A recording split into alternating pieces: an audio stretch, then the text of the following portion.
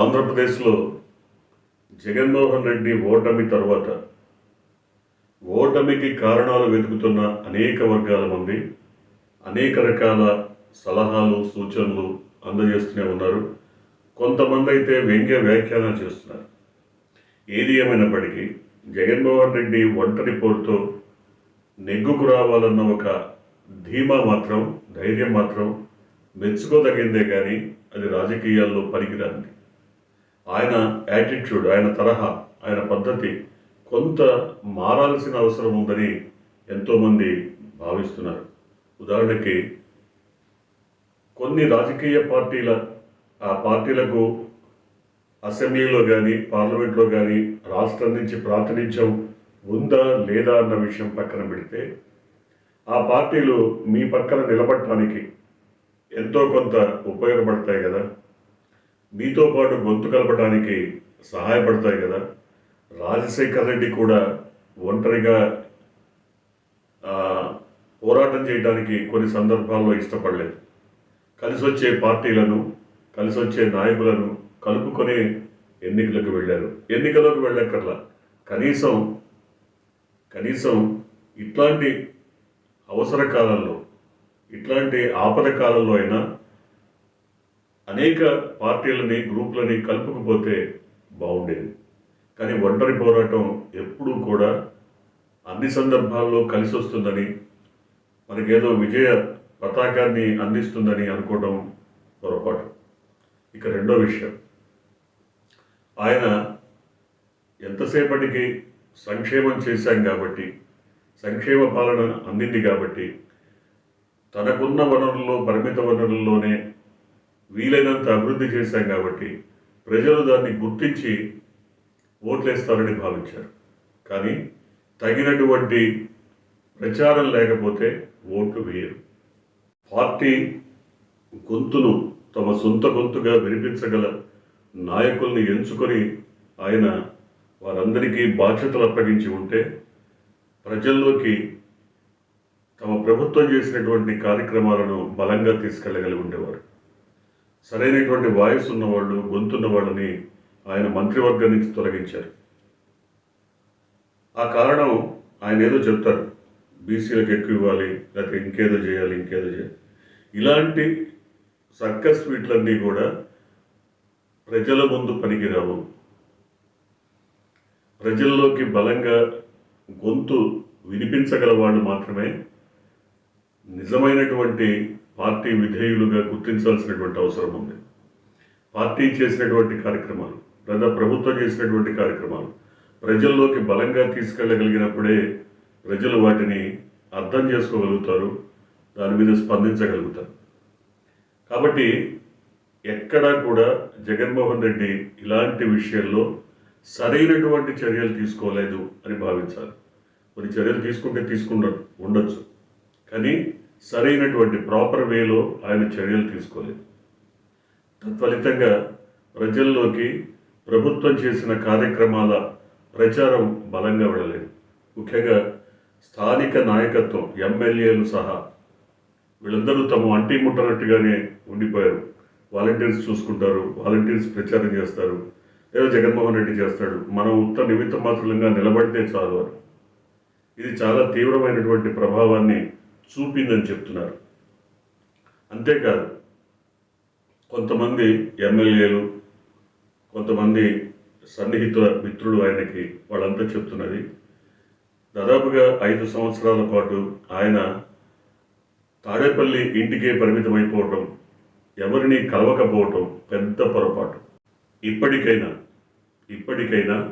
ఆయన అందరినీ కలుపుకుపోవాల్సిన పరిస్థితి, అందరినీ ఆదరించాల్సిన పరిస్థితి, అందరినీ అక్కున చేర్చుకోవాల్సిన పరిస్థితి.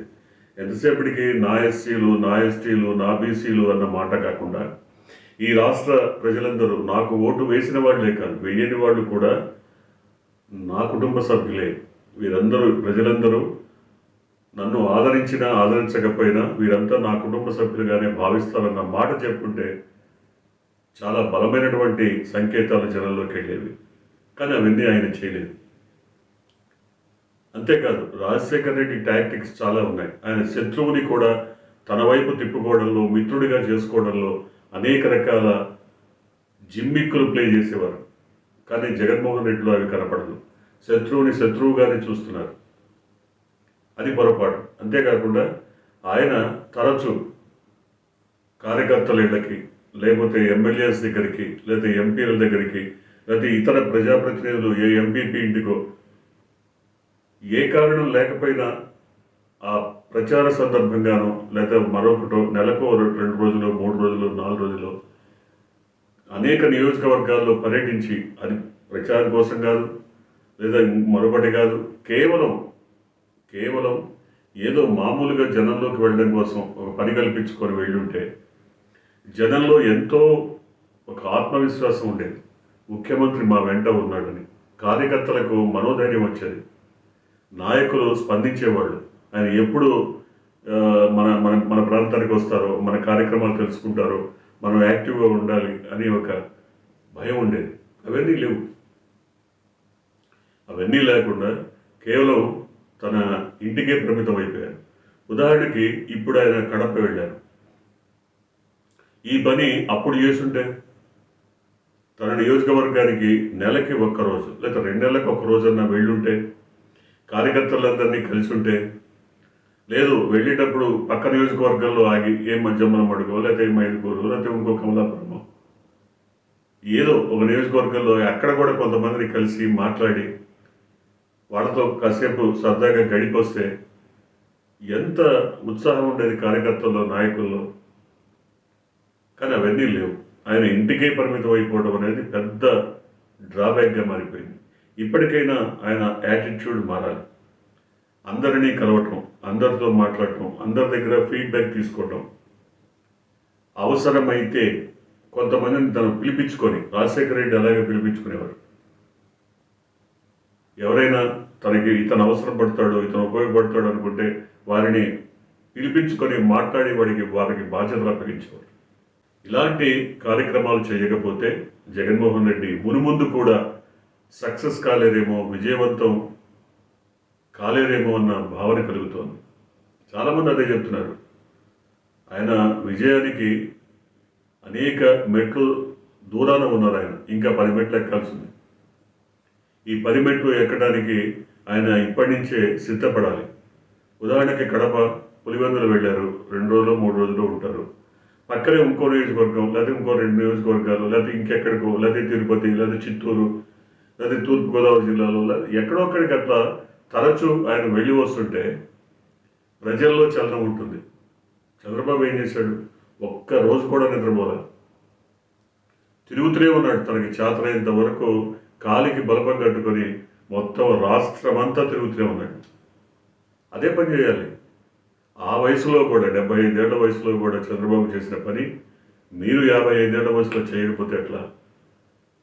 కాబట్టి మీరు వీలైనంత వరకు అన్ని ప్రాంతాలను తిరిగి, పాదయాత్రలు ఎక్కర్లేదు, లేదు బస్సు యాత్రలు కూడా అక్కర్లేదు, ఏదో సర్ప్రైజ్ విజిట్ లాగా ఎవరింటికో వెళ్ళి, ఒక ఎంపీపీ ఇంటికి వెళ్ళి, ఏదో ఒక వార్డు మెంబర్ ఇంటికి వెళ్ళి కాసేపు కూర్చొని మాట్లాడొస్తే ఎంతో వాళ్ళలో మనోధైర్యం వస్తుంది. ఇలాంటి జిమ్మిక్స్ అన్ని రాజశేఖర రెడ్డి ప్లే చేసేవారు. కానీ ఈయన చేయలేకపోతున్నారు. వల్ల జగన్మోహన్ రెడ్డి యాటిట్యూడ్ కనుక మార్చుకుంటే తప్పకుండా ఆయన చుట్టూ ఉన్న కోటరీని ముందు తొలగించారు. ఉదాహరణకి ఆయన స్పీచ్లు రాసిచ్చేవాళ్ళు. ఆయనకి ఎవరైతే ఉపన్యాసాలు రాసిస్తున్నారో అవి మూస పద్ధతిలో సాగుతున్నాయి తప్ప దాంట్లో వైవిధ్యం లేదు. ఎంతో వైవిధ్యం కనపడవచ్చు. స్థానిక అంశాలను ప్రస్తావించవచ్చు, స్థానికంగా ఉన్న నాయకుల్ని ప్రస్తావించవచ్చు ఆయన ఉపన్యాసంలో. అవన్నీ కూడా దాంట్లో లేకపోవడం వల్ల అక్కడ నెగిటివిటీ కోల్పోయింది. మూస పద్ధతిలో లేదా మూసబాణిలో సాగిన ఉపన్యాసాల వల్ల ఎక్కడ కూడా పెద్ద ఆకర్షణ లేదు ఆయన ఉపన్యాసంలో. ఇలాంటివన్నీ చాలా చాలా విషయాల్ని ఆయన ఇప్పటికైనా సరిదిద్దుకొని తన పద్ధతి మార్చుకొని జనంలోకి వెళ్ళి తరచూ జనంతో కలుస్తూ, నాయకులతో, కార్యకర్తలతో కలుస్తూ ముందుకు సాగితే తప్పకుండా 2029లో విజయం ఆయన వరిస్తుంది. చూద్దాం ఆయన పద్ధతి మారుతుందేమో.